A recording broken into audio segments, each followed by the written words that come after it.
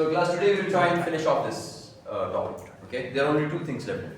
Now, yesterday we were talking about we talked about definitions. थोड़ी सी definitions हमने देखी थी. फिर हमने कहा था कि हम foreign currency को क्या करें, ठीक है? अगर कोई transaction होती है, so initially we will record it at the cost at that rate. Historical हमने कहा उसको हम लोग बोलेंगे.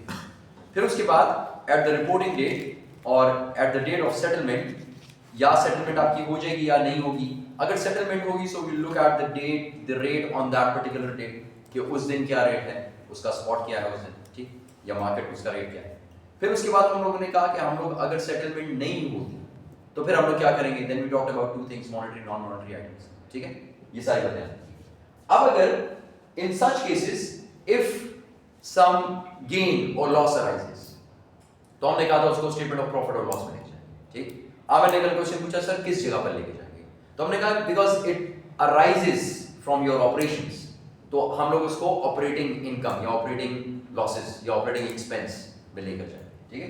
So now treatment of exchange difference, तो अभी उसको फॉर्मूले देखते हैं कि क्या क्या करना है. Now in case there is an exchange difference and the transaction it relates to operating activity, ठीक है, ऑपरेटिंग एक्टिविटी यानी जो आपका मेन ऑपरेशन है. अगर आपका मेन ऑपरेशन है कि आप लोग मैन्युफैक्चरिंग ऑफ मार्कर्स लेट से, और उसके लिए आपने रॉ मटेरियल खरीदना था, तो अगर वो रॉ मटेरियल आपने किसी और जगह से खरीदा और उसकी करेंसी कुछ और है, so that means this is your operating activity, it has arisen from your operating activity. तो अगर operating activity से आपका arise होगा या trading transaction होगा, तो वो जाएगा operating income में या operating expense में. उसमें से जो भी profit हुआ या जो भी loss हुआ, जो भी gain हुआ या जो भी loss हुआ, वो चला जाएगा आपकी operating income या operating expense में, ठीक.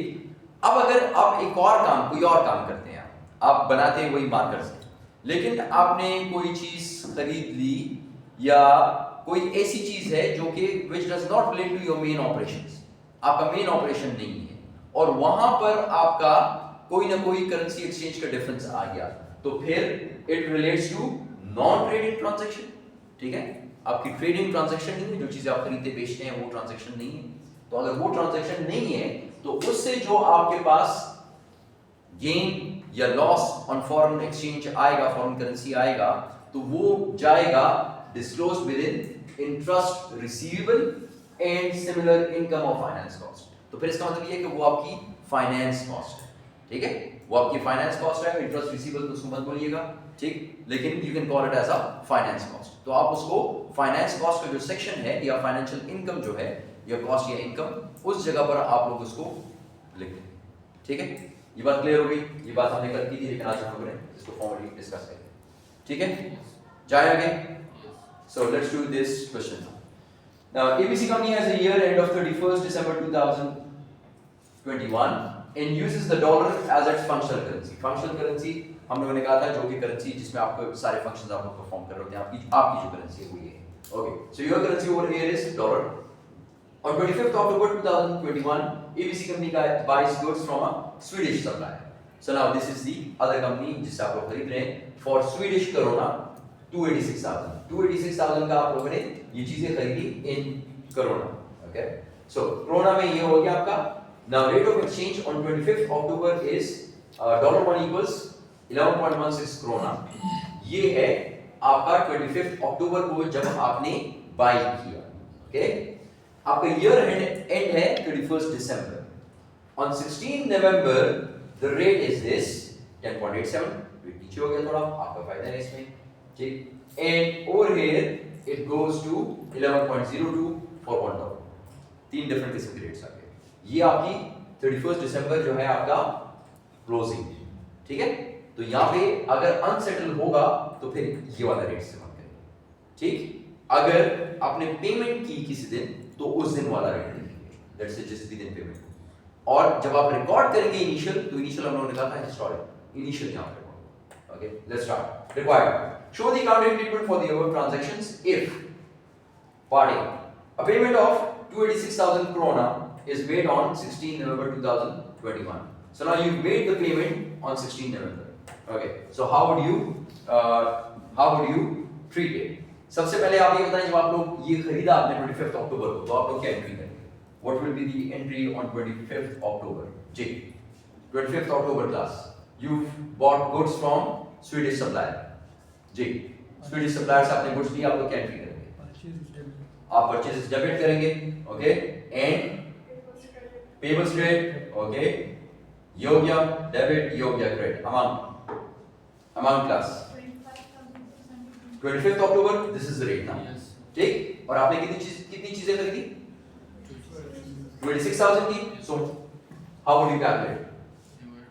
26,000 divided by 11.16. This will give you 25,627. So 25,627 is how you will record it on 25th October. Is this thing clear? Yes. ठीक, ये तो हो गया पहले. अब जाते हैं आगे. अब अगर आपने पेमेंट कर दी, ठीक है? Now let's have a look at this. इसका उसने एंट्री नहीं मांगी थी, लेकिन मैंने वैसे ही करके आपको बताया. अगर उसने पेमेंट आपने कर दी on 16 November, what will happen? 16 November को when you will make payment, so this payable will finish, ना? Yes. ठीक है? It will cancel, ठीक? Okay. So payable will be debited. और आप through cash payment करते हैं, back payment करते हैं, so that will be credited.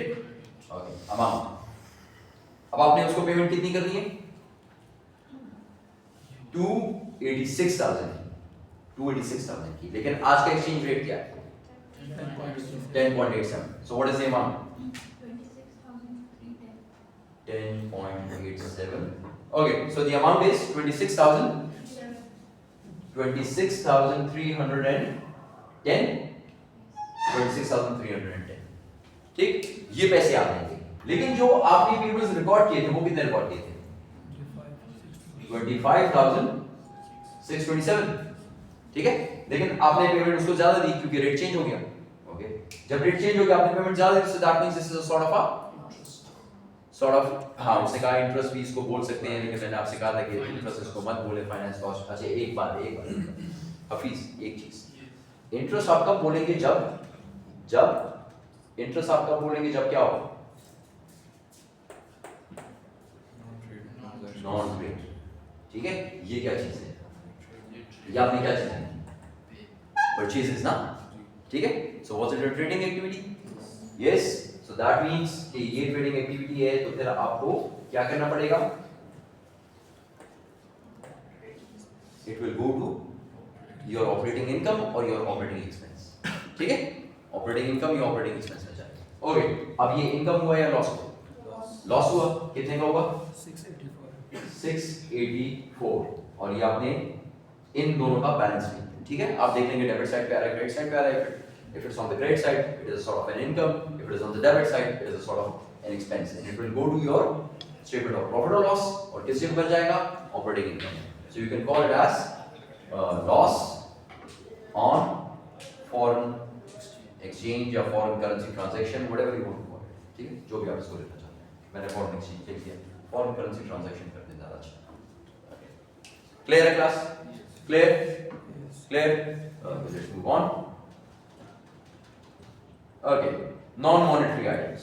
If it's a non-monetary item, remember yesterday we talked about monetary items and non-monetary items. याद है किसी? क्या कहते? क्लास? क्या कहते? Monetary item, non-monetary item क्या कहते? जी, कैश और रिसीवेबल्स जो थे, जो आपके बिल्कुल जो करंट हैं और बिल्कुल लिक्विड हैं, वो है आपके मॉनेटरी आइटम्स. और नॉन मॉनेटरी आइटम्स कौन से थे? ना, खाली फिक्स्ड एसेट्स नहीं, इसमें और भी चीजें आ रही थी. ठीक है, नॉन मॉनेटरी आइटम्स में. ये इसकी डेफिनेशन वैसे कहां पे थी? स्टार्ट में थी.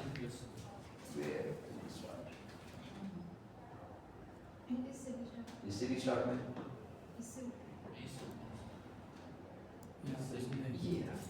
ठीक है, monetary items easily converted to cash, ज्यादा लिक्विड है. करंट है लेकिन ज्यादा लिक्विड है, विच मींस हमने कहा था रिसीवेबल्स, पेबल्स, लोन्स. ठीक, फिर हम आ गए थे नॉन मॉनेटरी. हमने कहा इसमें भी करंट है लेकिन इतने लिक्विड नहीं है. Items that give no right to receive और डिलीवर कैश. ठीक, जिसमें आपकी इन्वेंटरी है. तो inventory is actually your non monetary item. Inventory, plant, machine. ठीक, क्लियर हो गया class? Let's move on. So if you have non-monetary items, so what will happen if you have non monetary items, ठीक है, जो हमने कहा inventory, basically inventory आपके non current assets, okay, तो उसमें क्या होगा if you are using a cost model. लेकिन हम लोगों ने पहले जब शुरू से हम पढ़ते आ रहे थे हमने कहा दो चीजें पॉसिबल हैं, either you show it at the cost और यू रीवैल्यूएट एवरी ईयर और every reporting date, unless the value is almost the same, तो फिर आपको रीवैल्यू करने की जरूरत नहीं है। लेकिन अगर वैल्यू में फर्क आ जाए then you need to revalue on every reporting date, आपको करना पड़ेगा, ओके। अगर आप कॉस्ट मॉडल इस्तेमाल कर रहे हैं and it's a non monetary item, तो फिर आपको क्या करना है, remember if you are using a cost model, so that means initially it is recorded at the historic rate, जो उस दिन का रेट था, तो अभी भी आपने उसको उसी रेट पे रखना है and you do not need to change it, ठीक है, you do not need to change it if you are using a cost model। तो आपने जिस वक्त रिकॉर्ड किया आपने उसको उस दिन का रेट ले लिया था, एक्सचेंज रेट, ठीक। अब जब हर साल आएगा तो अब इसको तो रीवैल्यू करना नहीं है, ठीक है, तो इसको रीइंस्टेट भी नहीं करना, रीवैल्यू नहीं करना तो रीइंस्टेट भी नहीं करना, ओके। नेक्स्ट रीवैल्यूएशन और फेयर वैल्यू। रीवैल्यूएशन में आप क्या करते हैं कि आप रीवैल्यू करते हैं every reporting date unless the amount, the change in amount is not a bigger one, okay. अब अगर मैं नॉन मॉनेटरी आइटम को रीवैल्यू करता हूं, so I will take the change in the currency in account, मैं लूंगा in exchange rate, ठीक। मैं क्या करूंगा, शुरू में तो मुझे पता है कि ये हिस्टोरिक रेट पे रिकॉर्ड हो गया, अब जब इस साल मैं करूंगा रीवैल्यू करूंगा तो रीवैल्यूएशन करते हुए वो जो करेंसी एक्सचेंज का डिफरेंस है उसको रीवैल्यूड अमाउंट के अंदर ऐड कर दूंगा, रीवैल्यूड अमाउंट के अंदर उसका इफेक्ट ऐड कर दूंगा, which means I will not separately recognise it, अलग से नहीं लिखना उसको, अलग से नहीं लिखना कि गेन हुआ कि लॉस हुआ, अलग से नहीं लिखना, गेन्स और लॉसेस को अलग से नहीं लिखना। आपने अगर एक चीज को रीवैल्यू किया तो उस रीवैल्यू में उसकी कीमत ज्यादा हुई या कम हुई वो देख लें आप, और जो करेंसी में जो चेंजेस आए हैं वो भी बीच में डाल दें, सब कुछ एक ही चीज में डाल दें, रीवैल्यूएशन में डाल दें। इसका मतलब ये है कि फिर इसके रीवैल्यूएशन सरप्लस होगा या इम्पेयरमेंट लॉस होगा, आप उसको रिकॉर्ड कर दें, यानी ये जो करेंसी एक्सचेंज का जो डिफरेंस है वो भी उस रीवैल्यूएशन के अंदर चला जाएगा, उसको अलग से आपने रिकॉर्ड नहीं करना। Got this idea class? Got this idea? इसका क्वेश्चन होना चाहिए लेकिन नहीं है, इसका क्वेश्चन इन्होंने कहीं नहीं दिया, ठीक है, होना चाहिए था इसका, ठीक। I will create one for you in your quiz, मैं इस पर एक क्वेश्चन बना दूंगा इसके, ठीक है, या असाइनमेंट के अंदर बना दूंगा, आज आपको असाइनमेंट दूंगा इंशाल्लाह। So that means we are done with the previous one, we are done with this one, so you will get an assignment for the previous one and this one, ठीक है, टुडे इंशाल्लाह, okay. So we are done with this chapter, और इस chapter में क्या क्या चीजें बातें पढ़ी, इस चैप्टर में ये चीजें पढ़ी। इनिशियल ट्रीटमेंट, जब भी आप लोगों ने इनिशियली रिकॉर्ड करना है उस दिन के रेट पे रिकॉर्ड करना है, उस दिन के रेट पे, it is called as historic rate, okay. Settle transaction, when you are settling the transaction, which means when you are paying it, when you are paying, you are making the payment in full, खत्म कर रहा हूं मैं इसको, settle कर रहा हूं। अगर मैं सेटल कर रहा हूं तो मैं उस दिन का रेट दूंगा, उस दिन का रेट, ठीक है, और जो भी डिफरेंसेस आएंगे फिर उसको देखूंगा कि डिफरेंसेस क्या है, फिर मैं देखूंगा मॉनेटरी आइटम है, नॉन मॉनेटरी आइटम है, उसके मुताबिक उसको कर दूंगा, ओके। फिर ये भी देखूंगा कि अगर नॉन मॉनेटरी आइटम है तो वो क्या है, वो कॉस्ट मॉडल पे है कि रिवैल्यूएशन मॉडल पे, ये भी देखूंगा, ओके।